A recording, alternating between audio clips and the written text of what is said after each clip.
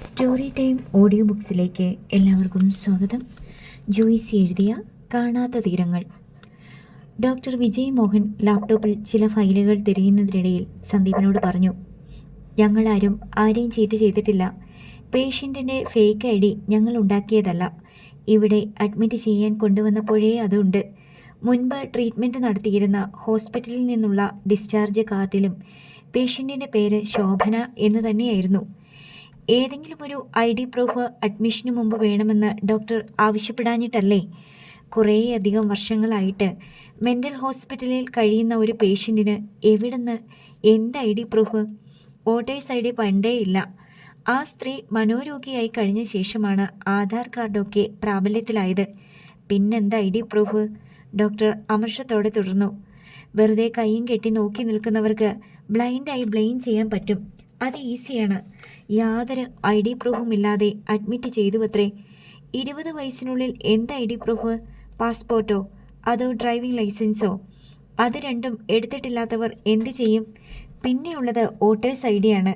അതിലും പേരില്ലാത്തവർ എത്രയോ പേരുണ്ട്. 20 വർഷം മുമ്പത്തെ കാര്യമാണെന്ന് ഓർക്കണം. സ്വന്തം അച്ഛനും സഹോദരനും അമ്മാവനുമൊക്കെയാണ് പേഷ്യൻറ്റിൻ്റെ കൂടെ. അവരാണോ ക്രിമിനൽസ് അതോ ഹോസ്പിറ്റൽ അതോറിറ്റിയോ? ഞങ്ങളെന്തോ മഹാ അപരാധം ചെയ്ത പോലെയാ പോലീസിൻ്റെ ചോദ്യം ചെയ്യൽ. തമ്മിൽ മത്സരിച്ചാണ് മീഡിയ ആരോപണങ്ങളും അപവാദങ്ങളും കുറ്റങ്ങളും നിരത്തുന്നത്. അതെല്ലാം പോട്ടെ ഡോക്ടർ, ഒരു ജീവൻ നിങ്ങളുടെ കയ്യിലുണ്ട്. ചതിക്കപ്പെട്ട ഒരമ്മ, ദ്രോഹിക്കപ്പെട്ട ഒരു സ്ത്രീ. അതൊരു പിച്ചക്കാരിയൊന്നുമല്ല. മണിമലയിലെ എണ്ണം പറഞ്ഞ ഒരു തറവാട്ടിലെ അംഗമാണ്. ധാരാളം സമ്പത്തുള്ള വീട്ടിൽ ജനിച്ചു വളർന്നവളാണ്. അവരെ എങ്ങനെ രക്ഷിക്കാൻ സാധിക്കും? സന്ദീപ് തൻ്റെ വിഷയത്തിലേക്ക് ഡോക്ടർ വിജയ് മോഹനെ ആനയിച്ചു. അവരെ രക്ഷിക്കാൻ ദൈവത്തിന് പോലും സാധ്യമല്ല. രോഷം ഒട്ടും കുറയ്ക്കാതെ വിജയ് മോഹൻ പറഞ്ഞു.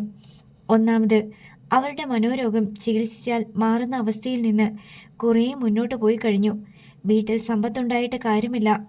വലിയ പണക്കാരുടെ കുടുംബങ്ങളിൽ നിന്നുള്ളവരെ ഞാൻ കാണിച്ചു തരാം. ഭാഗികമായിട്ട് രോഗം മാറിയവരുണ്ട്. വീട്ടിൽ കൊണ്ടുപോയി സ്നേഹത്തോടെ നോക്കിയാൽ മതി. പക്ഷേ ആർക്കും വേണ്ട. കൊണ്ടുപോയാൽ കൃത്യസമയത്ത് മരുന്ന് കൊടുക്കാനും സ്നേഹിക്കാനും ആളില്ല. മനോരോഗിയായ ഒരാൾ വീട്ടിലുള്ളത് ഭൂരിപക്ഷം കുടുംബങ്ങളും ഇഷ്ടപ്പെടുന്നില്ല. അങ്ങനത്തെ മനുഷ്യരുണ്ടോ ഡോക്ടർ? മനുഷ്യനങ്ങനെയാണ്. ഇപ്പോൾ കണ്ടില്ലേ, സ്വന്തം കൂടപ്പിറപ്പും അച്ഛനും അമ്മാവനും കൂടിയല്ലേ 20 വയസ്സ് തികയാത്ത ഒരു പെൺകുട്ടിയുടെ ജീവിതം തുലച്ചത്. ഇവിടെ രോഗം ഭേദപ്പെട്ട ചിലരുണ്ട്. അവർക്ക് വീട്ടിലേക്ക് തിരിച്ചു പോകണമെന്നുണ്ട്. പക്ഷേ കൊണ്ടുപോകാൻ ആളില്ല. 2 പേർ അറ്റൻഡർമാരായി ഇവിടെ തന്നെ ജോലി ചെയ്യുന്നു. വീട്ടുകാരുടെ നോട്ടത്തിൽ ഭ്രാന്ത് പിടിച്ച് വർഷങ്ങളോളം ഭ്രാന്താശുപത്രിയിൽ ചങ്ങലയിൽ കിടന്നവരാണ്. അവർ മടങ്ങി ചെല്ലുന്നത് കുടുംബക്കാർക്ക് മാനക്കേടാണ്. ഡോക്ടർ, മാളവികയ്ക്ക്, സോറി, ഇവിടെ ശോഭന, നല്ല ചികിത്സയും നല്ല കെയറും കിട്ടണമെന്ന് അവരുടെ മകൾക്ക് ആഗ്രഹമുണ്ട്. അതിന് ഞങ്ങൾ എന്ത് ചെയ്യണം? ഇവിടെ വിശ്വാസമില്ലെങ്കിൽ നിങ്ങൾക്ക് വേറെ ഹോസ്പിറ്റൽ നോക്കാം. ഇവിടെ അവരുടെ അവസ്ഥ അങ്ങേയറ്റം മോശമായിരുന്നല്ലോ. അതൊന്നും ഹോസ്പിറ്റലിൻ്റെ കുറ്റമല്ല. പേഷ്യൻറ്റിൻ്റെ വീട്ടുകാർ സഹകരിക്കാത്തത് കൊണ്ടാണ്. ചികിത്സിക്കണമെങ്കിൽ പണം ചിലവാകും. തരുന്ന പൈസയ്ക്കുള്ള ട്രീറ്റ്മെൻറ്റ് മതി എന്ന ഒരു നിലപാടെടുത്താൽ ഞങ്ങൾക്ക് കൂടുതലൊന്നും ചെയ്യാനില്ല. പണത്തെ പറ്റി ഓർത്ത് ഡോക്ടർ ഒന്നിനും മടിക്കേണ്ട. അവരുടെ ചികിത്സയ്ക്കുള്ള പൈസ കൃത്യമായി ഇവിടെ എത്തിയിരിക്കും. സന്ദീപ് ഉറപ്പു നൽകി. എത്ര ചികിത്സിച്ചാലും അവർക്കിനി രോഗം മാറാനൊന്നും പോകുന്നില്ല. പിന്നെ ഫിസിക്കലായിട്ട് അവരെ കുറേ കൂടി നന്നായിട്ട് കെയർ ചെയ്യാം. പക്ഷേ ആ പേഷ്യൻ്റ് ഇനി എത്ര നാൾ ജീവിച്ചിരിക്കുമെന്ന് എനിക്കറിയില്ല. അവരുടെ കുടലിൽ കുറേ വ്രണങ്ങളുണ്ട്. മനസ്സിലായില്ല ഡോക്ടർ. വ്രണങ്ങളെന്ന് പറഞ്ഞാൽ ചികിത്സിച്ച മാറാത്തതാണോ? അൾസർ. ചികിത്സ ഫലിക്കുന്ന അവസ്ഥയൊക്കെ കഴിഞ്ഞു പോയിട്ടുണ്ടെന്നാണ് എൻ്റെ തോന്നൽ. അതിന് വളരെ ഫലപ്രദമായ ട്രീറ്റ്മെൻറ്റ് ഉണ്ടല്ലോ ഡോക്ടർ. ഇല്ലാഞ്ഞിട്ടല്ലല്ലോ, ചെയ്യാൻ ആർക്കും താല്പര്യമില്ലായിരുന്നു. പേഷ്യൻറ്റിൻ്റെ ഫാദറിനും ബ്രദറിനും ഒന്നും അറിയാഞ്ഞിട്ടല്ല. മരിച്ചു പോകുന്നെങ്കിൽ പൊയ്ക്കോട്ടെ എന്നായിരുന്നു അവരുടെ മനോഭാവം. കാര്യത്തിൻ്റെ ഗൗരവം സന്ദീപിന് മനസ്സിലായി. ഇനി ചെയ്യാൻ കഴിയുന്നതെല്ലാം ചെയ്യണം ഡോക്ടർ. അതിൻ്റെ ബില്ല് എത്രയായാലും ഞങ്ങൾ അടച്ചോളാം. പിന്നൊരു കാര്യം കൂടി, ശോഭനയുടെ മകൾക്ക് ബൈസ്റ്റാൻഡറായി ഇവിടെ വന്നു നിന്ന് അമ്മയെ ശുശ്രൂഷിക്കാൻ അതിയായ ആഗ്രഹമുണ്ട്. അത് എളുപ്പമല്ല. പേഷ്യൻറ്റിന് ഭയങ്കരമായ പെയിൻ വരും. ചില നേരത്ത് അലറും ചീറ്റും, ചിലപ്പോൾ ഉപദ്രവിക്കും. വിചാരിക്കുന്ന പോലെ എളുപ്പമല്ലെന്ന് ഒന്നുകൂടെ പറയുകയാ. വിഷമിച്ചു പോകും ആരായാലും. പക്ഷേ എന്തും സഹിക്കാൻ ആ മകൾ തയ്യാറാണ്. അവൾ സ്വന്തം അമ്മയെ നല്ലപോലെ കണ്ടിട്ടില്ല, ഒരു വാക്ക് സംസാരിച്ചിട്ടില്ല, അമ്മ എന്ന് വിളിച്ചിട്ടില്ല, അവർ തമ്മിൽ പരിചയമില്ല. അമ്മയ്ക്ക് വേണ്ടി അവൾ എന്തും സഹിക്കും. ഡോക്ടർ വിജയ് മോഹൻ സന്ദീപിൻ്റെ മുഖത്തേക്ക് തന്നെ നോക്കി ഏതാനും നിമിഷം ഇരുന്നു. പിന്നെ മെല്ലെ തലയാട്ടി. അങ്ങോട്ടിശ്ശേരി വീടിൻ്റെ ഗേറ്റ് അടഞ്ഞു കിടന്നതിനാൽ രാജഗോപാൽ മതിലിന് എതിർവശത്ത് റോഡരികിൽ കാർ നിർത്തി. എന്നിട്ട് സന്ദീപിനെയും അലിമയെയും നോക്കി, നിങ്ങൾ ഇറങ്ങിച്ചെല്ല്, ഞാൻ വെയിറ്റ് ചെയ്യാം. അങ്കിൾ വരുന്നില്ലേ? സന്ദീപ് ചോദിച്ചു. ഞാൻ അന്യനല്ലേ, എന്നോട് ഗെറ്റൗട്ട് പറയാം അവർക്ക്, പക്ഷേ നിങ്ങളോട് പറ്റില്ല, നിങ്ങൾ കുടുംബക്കാരാണ്. അങ്കിളെ, ആ വീട്ടിൽ പുരുഷന്മാരാരും ഉണ്ടാവണമെന്നില്ല. എനിക്കവിടെ ഒന്നും ചെയ്യാനില്ല സന്ദീപ്, രാജഗോപാൽ തീർത്ത് പറഞ്ഞു. അച്ഛാ, ചെല്ലു മോളെ, രാജഗോപാൽ നിർദ്ദേശിച്ചു. അല്ലിമ സന്ദീപിനൊപ്പം ഇറങ്ങി. മാങ്ങോട്ടുശ്ശേരിയിൽ വീടിൻ്റെ വിക്കറ്റ് ഗേറ്റ് കടന്ന് മുറ്റത്തേക്ക് പോയി. മുറ്റത്തോ സിറ്റൗട്ടിലോ ആരെയും കണ്ടില്ല. സന്ദീപ് സിറ്റൗട്ടിൻ്റെ പടിയിൽ നിന്ന് ഡോർ ബെൽ അടിച്ചു. എന്നിട്ട് കാർ പോർച്ചിൽ കിടക്കുന്ന ലക്ഷറി കാറിലേക്ക് കണ്ണോടിച്ചു. വിശേഷപ്പെട്ട അതിഥികൾ ആരോ അവിടെയുണ്ടെന്ന് സന്ദീപിന് തോന്നി. വാതിൽ തുറന്ന ഉണ്ണിമായ സിറ്റൗട്ടിൻ്റെ പടിയിൽ നിൽക്കുന്ന അലിമയെയും സന്ദീപിനെയും കണ്ടു. കയറി വരാൻ പറയണോ അതോ അവിടെ തന്നെ നിൽക്കാൻ പറയണോ എന്നൊരു സന്ദേഹം അവരുടെ മുഖത്ത് പ്രകടമായി. അപ്പോഴേക്കും ഉണ്ണിമായയുടെ സഹോദരൻ ബ്രഹ്മാനന്ദൻ ആരാ എന്ന് ചോദിച്ചുകൊണ്ട് വാതിൽ കടന്നു വന്നു. സന്ദീപ് അലിമയുടെ കൈക്ക് പിടിച്ച് സിറ്റൗട്ടിലേക്ക് കയറി. എന്താ വന്നേ? ബ്രഹ്മാനന്ദൻ ചോദിച്ചു. ഞങ്ങൾ മല്ലിക ചിറ്റയെ ഒന്ന് കാണാൻ വേണ്ടി, സന്ദീപ് പറഞ്ഞു. എന്താ കാര്യം? ഞാൻ ജയദേവൻ നമ്പ്യാരുടെ. നീ ആരാണെന്നൊക്കെ മനസ്സിലായി, കൂടെയുള്ളതിനെ മനസ്സിലായി, വന്ന കാര്യം പറ. സന്ദീപ് അല്ലിമയെ നോക്കി.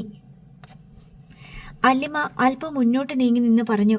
എനിക്ക് മുത്തശ്ശിയെ ഒന്ന് കാണണമായിരുന്നു. മുത്തശ്ശിയോ? ആരുടെ മുത്തശ്ശി? ബ്രഹ്മാനന്ദൻ കണ്ണു ചിമ്മി. ഇവൾ മല്ലിക ചിറ്റയുടെ മകളുടെ മകളാണ്. ആയിക്കോട്ടെ, അതൊക്കെ പത്രത്തിലും ചാനലും മതി. ഇവിടെ അതൊന്നും എടുക്കില്ല ഏട്ടാ. വേണ്ട, അവർ കണ്ടിട്ട് പോട്ടെ, ഉണ്ണിമായ സഹോദരനോട് അഭ്യർത്ഥിച്ചു. ഈ കുടുംബത്തിന് ചീത്തപ്പേരും അപമാനവും വരുത്തിവെച്ചത് ഇവരെ രണ്ടുപേരും കൂടിയല്ലേ?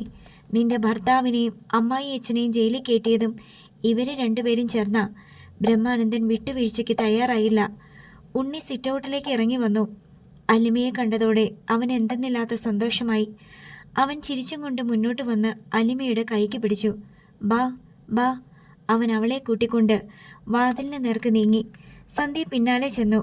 ബ്രഹ്മാനന്ദൻ എന്തോ പറയാൻ ഭാവിച്ചപ്പോൾ ഉണ്ണിമായ ആംഗ്യം കാട്ടി തടഞ്ഞു. ഉണ്ണി അല്ലിമയെ കൂട്ടി ഹാളിൽ ചെന്നു. അവിടെ ഉണ്ണിമായയുടെ അച്ഛനും ഒരു വക്കീലും മല്ലികയും നിൽപ്പുണ്ടായിരുന്നു. വന്ന കാര്യം നടത്തിയിട്ട് അവർ പോകാൻ നിൽക്കുകയാണെന്ന് സന്ദീപിന് തോന്നി. അല്ലിമയെ കണ്ടതും മല്ലികയുടെ മുഖം വിളറി വെളുത്തു. അല്ലിമ അവരുടെ മുന്നിലേക്ക് ചെന്നു. ഞാൻ മുത്തശ്ശിയെ കാണാൻ വന്നതാ. എന്നെ കാണുന്നതെന്തിനാ? മല്ലികയുടെ സ്വരം തണുത്തിരുന്നു. ചില കാര്യങ്ങൾ പറയാനുണ്ടായിരുന്നു.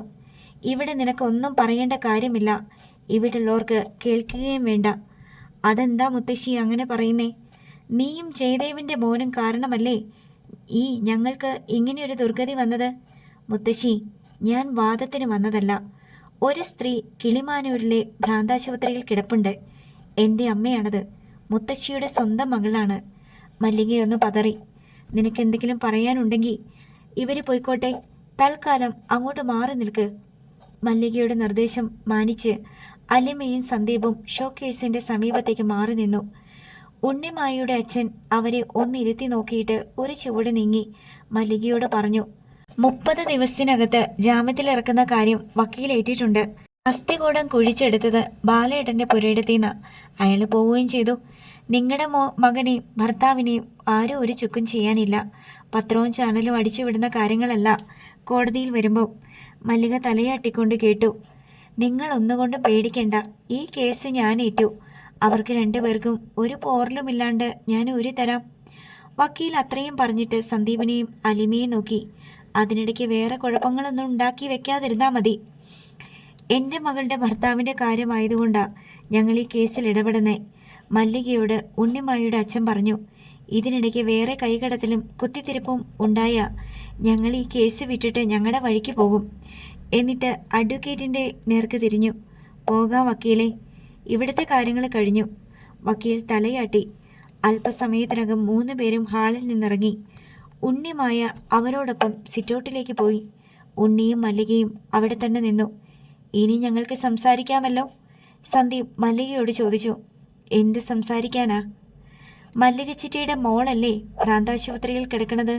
പോയി കാണണ്ടേ? അതിനോട് ഇനിയെങ്കിലും നീതി കാണിക്കണ്ടേ? എനിക്കെന്ത് ചെയ്യാൻ പറ്റും? നിങ്ങൾക്കല്ലേ എന്തെങ്കിലും ചെയ്യാൻ പറ്റൂ? വേറെ ആരുണ്ട്? നിങ്ങളല്ലേ സ്വന്തം മകളെ ഈ നിലയിലാക്കി കൊല്ലാക്കൊല ചെയ്തിട്ടിരിക്കുന്നത്? ഞാനൊന്നും ചെയ്തിട്ടില്ല എൻ്റെ മക്കളെ. എൻ്റെ മകനോ മകൾക്കോ ഒരു ദോഷവും വരണമെന്ന് ചിന്തിക്കുക പോലും ചെയ്തിട്ടില്ല, മല്ലിക ദീനസ്വരത്തിൽ പറഞ്ഞു.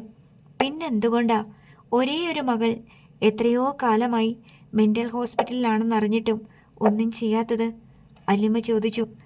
ഞാനും നിന്നെ പോലൊരു പെണ്ണല്ലേ. എനിക്ക് 70 കഴിഞ്ഞു. വീടിന് പുറത്തിറങ്ങണമെങ്കിൽ ആരെങ്കിലും താങ്ങി പിടിക്കണം. എൻ്റെ കയ്യിൽ 1000 രൂപ തികച്ചെടുക്കാനില്ല. ഞാൻ പറഞ്ഞാൽ കേൾക്കാനോ ആരുമില്ല. എന്നെക്കായാലും അധികാരം ഈ വീട്ടിലെ വേലക്കാരിക്കുണ്ട്.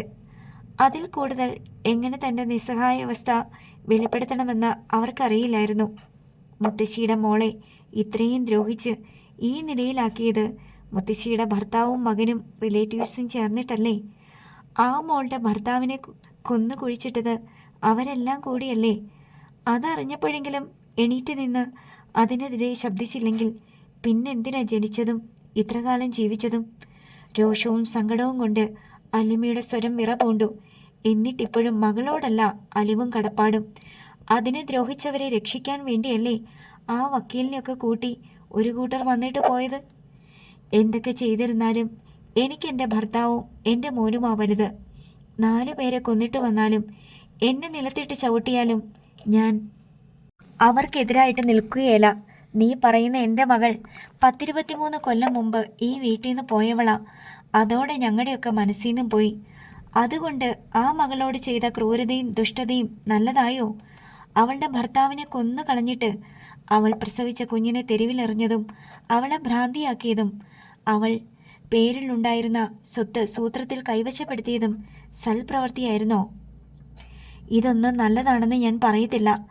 എന്തൊക്കെ തെറ്റ് ചെയ്തിട്ട് വന്നാലും എനിക്കെൻ്റെ ഭർത്താവും മകനുമാ വലുത്. ഇനിയും അതങ്ങനെ തന്നെയാ.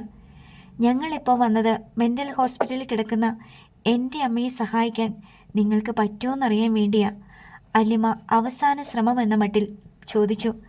മല്ലിക നിശ്ചയദാർഢ്യത്തിൽ തലയാട്ടി. ഉണ്ണുമായ ഇടയ്ക്ക് കയറി പറഞ്ഞു.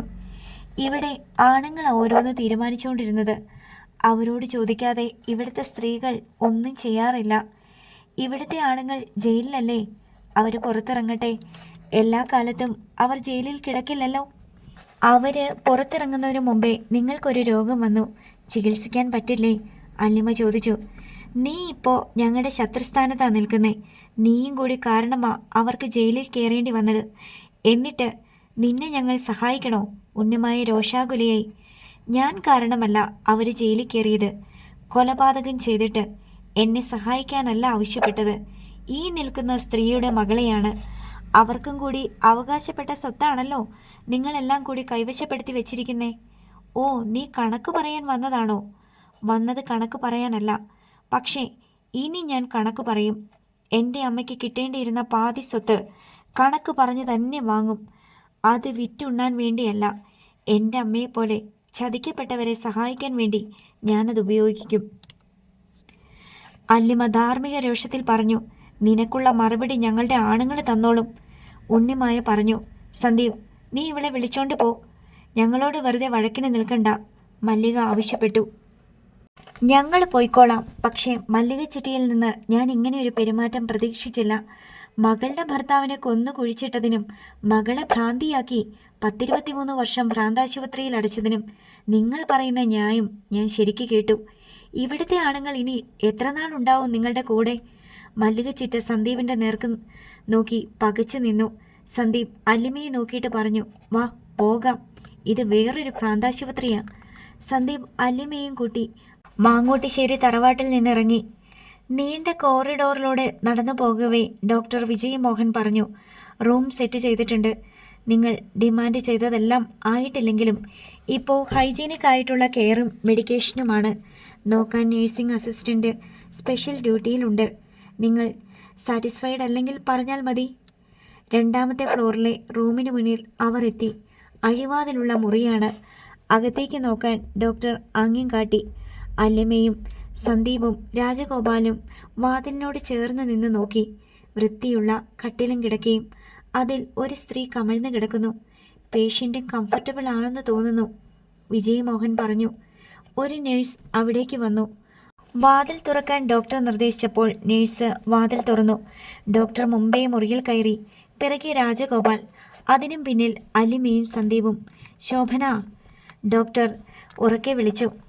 രണ്ടാമത്തെ വിളിക്ക് കമിഴ്ന്നു കിടന്ന എല്ലരിച്ച ശരീരത്തിൽ ഒരു നടുക്കമുണ്ടായി. കമിഴ്ന്നു കിടന്ന നിലയിൽ തന്നെ തല തിരിച്ച് അത് മുറിയിൽ നിൽക്കുന്നവരെ നോക്കി. എന്നിട്ട് വീണ്ടും പഴയ പോലെ കിടന്നു. വൃത്തിയുള്ള ഗൗണാണ് മാളവികയെ ധരിപ്പിച്ചിരുന്നത്. മുറിയിലെ വായുവിന് ഡെറ്റോളിൻ്റെ മണമായിരുന്നു. സന്ദീപും അല്ലിമയും രാജഗോപാലും മൂകരായി നോക്കി നിന്നു. അറ്റാച്ച്ഡ് ബാത്റൂമുണ്ട്. ബൈസ്റ്റാൻഡർക്കുള്ള ബെഡ് അറ്റൻഡേഴ്സ് ഉടനെ തന്നെ എത്തിക്കും. ഫുഡിൻ്റെ കാര്യം നിങ്ങളുടെ ഇഷ്ടം പോലെ തീരുമാനിക്കാം. ഇവിടെ ക്യാൻറ്റീനുണ്ട്. പുറത്ത് ഹോട്ടലിൽ നിന്ന് കഴിക്കണമെങ്കിൽ അതുമാകാം, ഡോക്ടർ പറഞ്ഞു. എന്തെങ്കിലും വാങ്ങിപ്പിക്കണമെങ്കിൽ അതിന് ആളുണ്ടാവുമോ? രാജഗോപാൽ ചോദിച്ചു. ഇവിടുത്തെ സെക്യൂരിറ്റിയോട് പറഞ്ഞാൽ മതി. 2 പേരുണ്ട്. ഞാൻ പറഞ്ഞേൽപ്പിക്കാം. ഇവിടെ ഇങ്ങനൊരു സിസ്റ്റം ഒന്നുമില്ല. പക്ഷേ ഇതൊരു സ്പെഷ്യൽ കേസ് ആയതുകൊണ്ടാണ്. താങ്ക് യു ഡോക്ടർ, രാജഗോപാൽ പറഞ്ഞു. ഞാൻ പോയി ബാഗ് എടുത്തിട്ട് വരാം. സന്ദീപ് മുറി വിട്ടിറങ്ങി പുറത്തേക്ക് പോയി. എന്തെങ്കിലും ആവശ്യമുണ്ടെങ്കിൽ കോളിംഗ് ബെല്ലടിച്ചാൽ മതി. ഡ്യൂട്ടി നേഴ്സോ അറ്റൻഡറോ അപ്പോൾ തന്നെ എത്തും, ഡോക്ടർ പറഞ്ഞു. മോളെ, രാജഗോപാൽ വിളിച്ചു. സ്ഥലകാലങ്ങൾ മറന്നു നിൽക്കുകയായിരുന്നു അല്ലിമ. പറഞ്ഞതെല്ലാം കേട്ടല്ലോ അല്ലേ? അല്ലിമ തലയാട്ടി. എനിക്ക് കുറച്ച് ജോലിയുണ്ട്, ഞാൻ അങ്ങോട്ട് നീങ്ങട്ടെ? ഡോക്ടർ അനുമതി തേടി. പിന്നെ നേഴ്സിനോട് പറഞ്ഞു, ഇവിടെ എപ്പോഴും നല്ല ശ്രദ്ധ വേണം, വേണ്ടതെല്ലാം ചെയ്തു കൊടുക്കണം. നേഴ്സ് ശരി ഡോക്ടർ എന്ന് പറഞ്ഞ് തലയാട്ടി.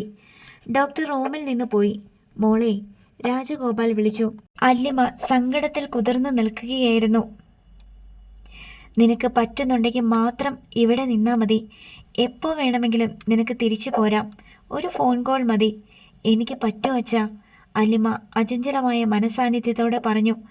സന്ദീപ് അല്ലിമയുടെ ലഗേജ് കൊണ്ടുവന്ന് മുറിയിൽ ടേബിളിന് മീതെ വെച്ചു. ഇനി നിങ്ങൾ പോയിക്കോ, അല്ലിമ അവരോട് പറഞ്ഞു.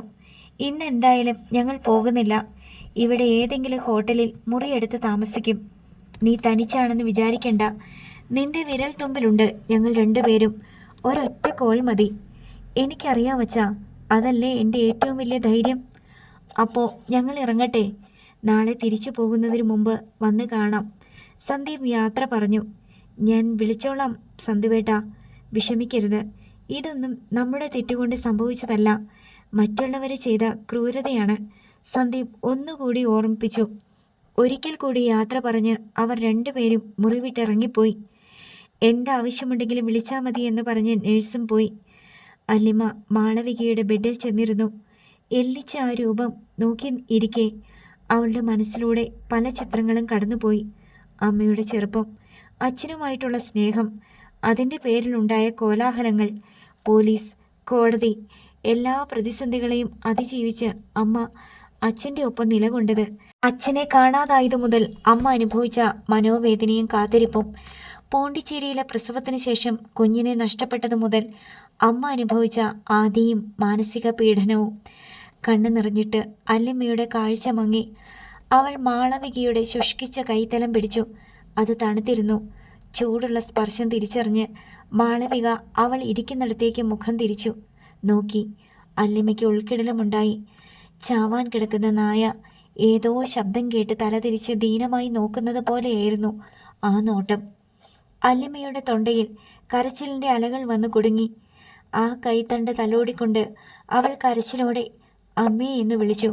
ഭൂമിയിൽ പിറന്നു വീണ് 23 വർഷത്തിനുള്ളിൽ മകൾ ആദ്യമായി സ്വന്തം പെറ്റമ്മയെ അമ്മേ എന്ന് വിളിക്കുകയാണല്ലോ.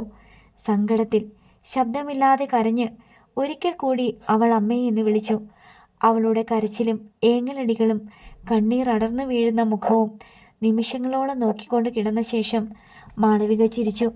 പിന്നെ നോട്ടം മാറ്റി ചൂരന് നേർക്ക് നോക്കി അതേ ചിരിയോടെ കിടന്നു. അമ്മ ഒന്നും അറിയുന്നില്ലല്ലോ എന്ന സങ്കടം അല്ലിമ്മയ്ക്ക് സഹിക്കാൻ കഴിയുന്നില്ലായിരുന്നു. അവൾ എഴുന്നേറ്റ് അമ്മയെ നേരെ കിടത്താൻ ശ്രമിച്ചു. മാളവിക ബലം പിടിച്ച് അങ്ങനെ തന്നെ കിടക്കുകയാണ്. അല്ലിമ്മയ്ക്ക് വേണമെങ്കിൽ ബലമായി തിരിച്ചു കിടത്താവുന്നതേയുള്ളൂ. എങ്കിലും അത് ചെയ്യാതെ അവൾ കട്ടിലിൻ്റെ മറുവശത്ത് ചെന്ന് അവിടെ ഇരുന്ന് മാളവികയുടെ ശിരസ്സെടുത്ത് തൻ്റെ മടിയിലേക്ക് വെച്ചു. ബുദ്ധിമുട്ട് തോന്നാതിരിക്കാൻ കഴുത്തിനടിയിൽ ഒരു തലയിണയും വെച്ചു കൊടുത്തു. ആ കിടപ്പ് സുഖകരമാണെന്ന് അല്ലിമയ്ക്ക് മനസ്സിലായി. മാളവിക അവളെ നോക്കി ചിരിച്ചുകൊണ്ട് അങ്ങനെ കിടന്നു. അല്ലിമ അവരുടെ നരച്ചു തുടങ്ങിയ അഴിഞ്ഞു ചിതറിയ മുടിയിലും മുഖത്തും കഴുത്തിലും മൃദുവായി തലോടി. എപ്പോഴോ വിരലുകൾ ചലിക്കുന്നത് നിന്നുപോയപ്പോൾ മാളവിക അവളുടെ കയ്യിൽ പിടിച്ചു. അവൾ വീണ്ടും തലോടിയതോടെ കണ്ണടച്ചു കിടന്നു. സങ്കടത്തിൽ വിതുമ്പി അമ്മേ എന്ന് അല്ലിമ വിളിച്ചപ്പോഴെല്ലാം മാളവിക കണ്ണു തുറന്നു നോക്കി വെറുതെ ചിരിച്ചു. ഇടയ്ക്കിടെ അവരുടെ ഉടൽ ഞെട്ടി വിറച്ചു. അല്ലിമ ഒരു ശിശുവിനെ എന്ന പോലെ അമ്മയെ നെഞ്ചോട് ചേർത്ത് പിടിച്ച് മാതൃത്വത്തിൻ്റെ അടഞ്ഞുപോയ വാതിലുകൾ മുട്ടിത്തിറക്കാനെന്ന പോലെ ഇടയ്ക്കിടെ അമ്മയെ എന്ന് വിളിച്ച് എത്ര വിളിച്ചിട്ടും താൻ ആരാണെന്ന് അമ്മ അറിയുന്നില്ലല്ലോ എന്ന ഓർമ്മയിൽ മനം നൊന്ത് അങ്ങനെ തന്നെ ഇരുന്നു. സ്കാനിംഗ് റിപ്പോർട്ടുകളും എൻഡോസ്കോപ്പിയുടെ റിപ്പോർട്ടും പരിശോധിച്ച ശേഷം ഡോക്ടർ പത്മകുമാർ സന്ദീപിനോട് പറഞ്ഞു, അവരുടെ ഡയഗ്നോസിസ് ശരിയാണ്. കുടലിൽ നിറയെ വ്രണങ്ങൾ, ഗ്യാസ്ട്രിക് അൾസർ. നമുക്ക് എന്തെങ്കിലും ചെയ്യാനുണ്ടോ? ഞാൻ ഈ പറഞ്ഞ സംഗതി ക്യാൻസറസായി മാറിക്കഴിഞ്ഞു, സ്പ്രെഡ് ചെയ്തിട്ടുണ്ട്. ഓപ്പറേഷൻ ചെയ്ത് രക്ഷപ്പെടുത്തുന്ന കേസുകളില്ലേ? ക്യാൻസറസായ ഭാഗങ്ങൾ റിമൂവ് ചെയ്യുക എന്നതാണ് ഓപ്പറേഷൻ കൊണ്ട് ഉദ്ദേശിക്കുന്നത്. ഒന്നാമത്തെ പ്രശ്നം വൈഡ്ലി സ്പ്രെഡായി കഴിഞ്ഞു. രണ്ടാമത്തേത് ഒരു മേജർ സർജറിയെ ഓവർകം ചെയ്യാനുള്ള ഫിസിക്കൽ ഹെൽത്ത് പേഷ്യൻറ്റിനില്ല എന്നതാണ്. ഡോക്ടർ പത്മകുമാർ വിശദീകരിച്ചു. നല്ല ഫുഡും മെഡിസിനും എടുത്താൽ ആരോഗ്യം മെച്ചപ്പെട്ട് കിട്ടില്ലേ ഡോക്ടർ? ഇപ്പോൾ പെട്ടെന്ന് ഹെൽത്തി ആകാനുള്ള ഫുഡ് സപ്ലിമെൻറ്റ്സ് ഒക്കെ ഉണ്ടല്ലോ. ഡോക്ടർ പത്മകുമാർ ചിരിച്ചു. അതൊക്കെ ഒരുവിധം ആരോഗ്യമുള്ളവർക്ക് നല്ലതാ. കുറച്ച് ചേഞ്ചസ് എല്ലാം വന്നെന്നിരിക്കും. ഈ കേസ് അങ്ങനെയല്ലല്ലോ, ടോട്ടലി ക്രാഷ്ഡാണ്. ഓപ്പറേഷൻ നടത്തണമെങ്കിൽ നമ്മൾ അനസ്തേഷ്യ കൊടുക്കണ്ടേ?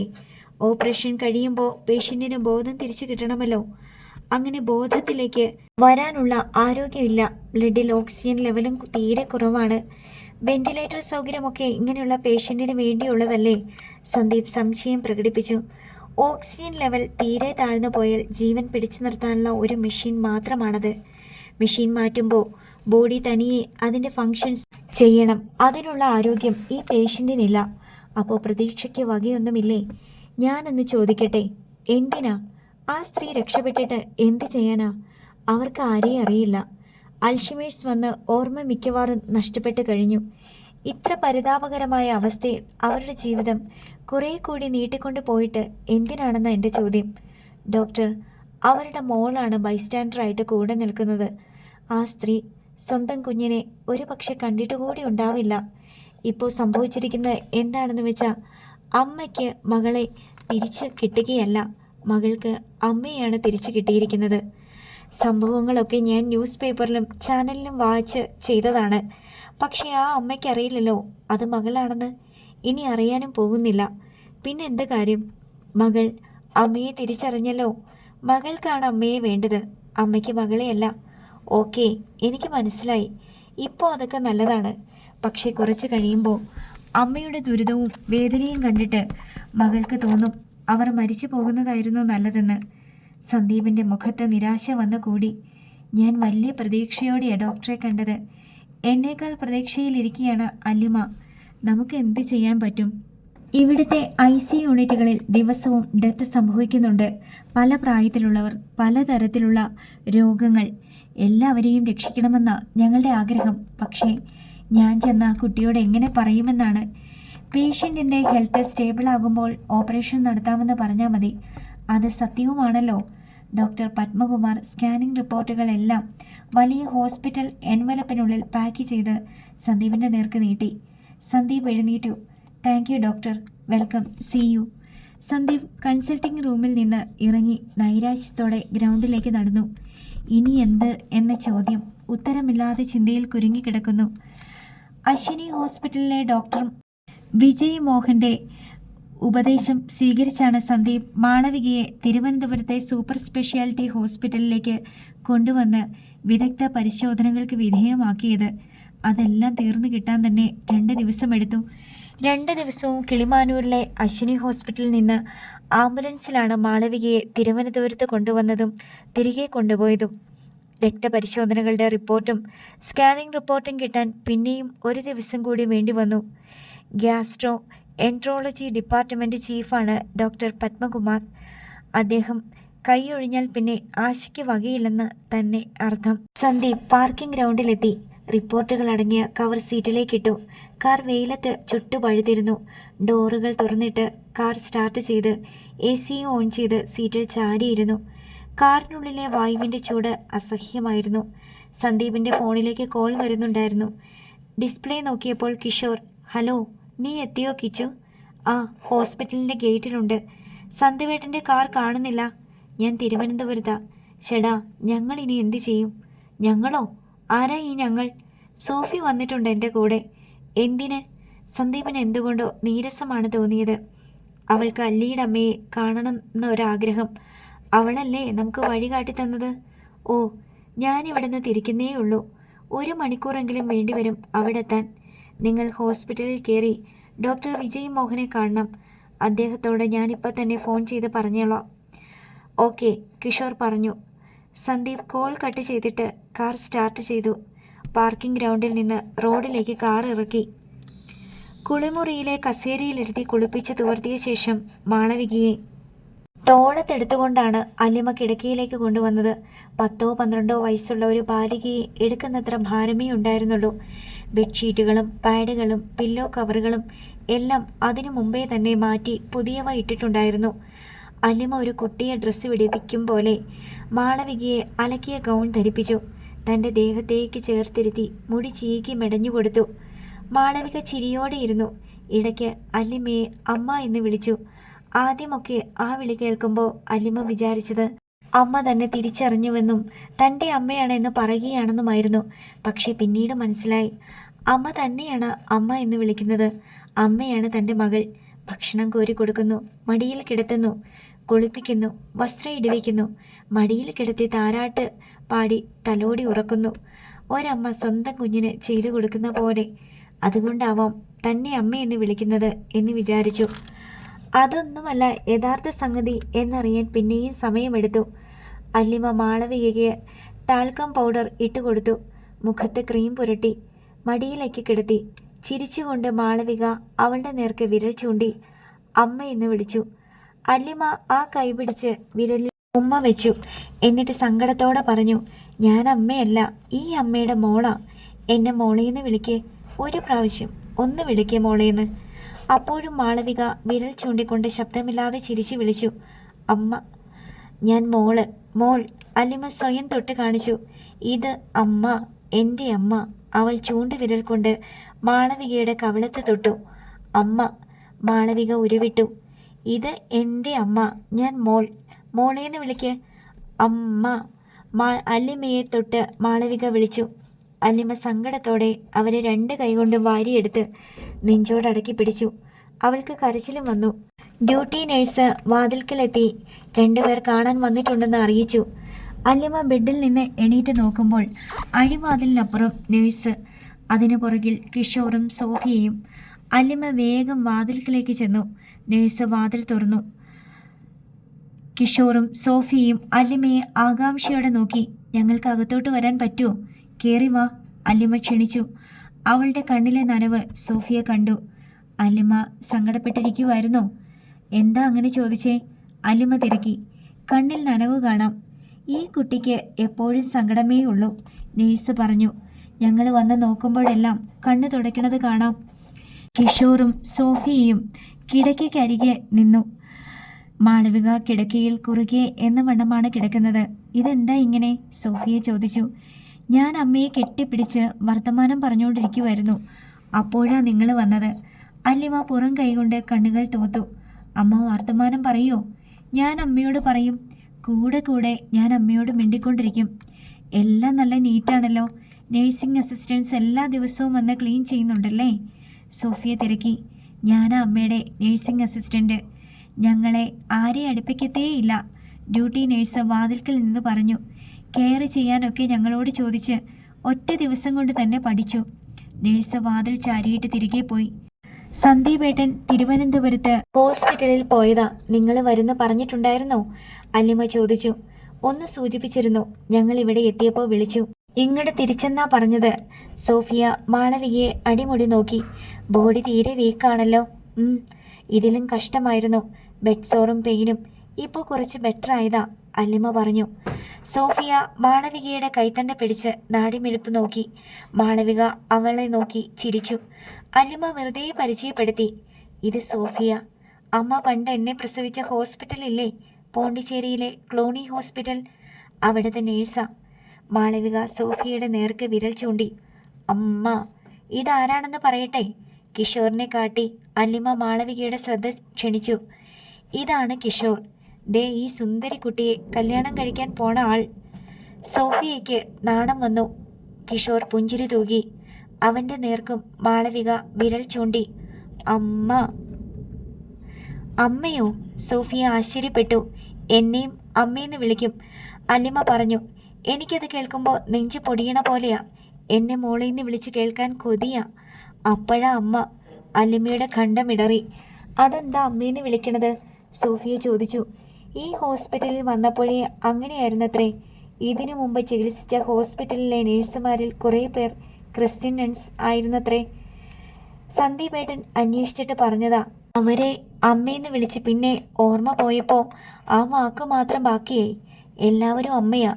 ഡോക്ടറും നഴ്സും, കുടിക്കുന്ന വെള്ളവും പുതയ്ക്കുന്ന പുതപ്പും തലയണിയും, ഈ നിൽക്കുന്ന ഞാനും അമ്മയാ. അല്ലിമയുടെ കണ്ണിൽ നനവൂറി വന്നു. അവൾ തെല്ല് മാറി തിരിഞ്ഞു നിന്ന് കണ്ണു തുടച്ചു. സോഫിയ അടുത്തേക്ക് ചെന്നു. സ്കാനിങ്ങും എൻഡോസ്കോപ്പിയും എല്ലാം നോക്കിയിട്ട് ഡോക്ടേഴ്സ് എന്താ പറയുന്നേ? രക്ഷപ്പെടുത്തിയെടുക്കാൻ പറ്റില്ലേ? ഓർമ്മ തിരിച്ചു കിട്ടുമോ? എനിക്കൊന്നും അറിയില്ല സോഫി. അമ്മ എന്നിൽ നിന്ന് തിരിച്ചറിഞ്ഞിരുന്നെങ്കിൽ. ഞാൻ അമ്മയുടെ മോളാണെന്ന് അമ്മ അറിയുന്നില്ലല്ലോ എന്ന് ഓർക്കുമ്പോൾ എനിക്കത് സഹിക്കാൻ പറ്റുന്നില്ല. എന്തൊരു വേദനയാത്. കിഷോർ അവരുടെ അടുത്തേക്ക് ചെന്നു. സന്ദീപേട്ടൻ ഡോക്ടറെ കാണാൻ വേണ്ടി പോയതല്ലേ? കണ്ടിട്ട് ഇങ്ങോട്ട് വിളിച്ചോ?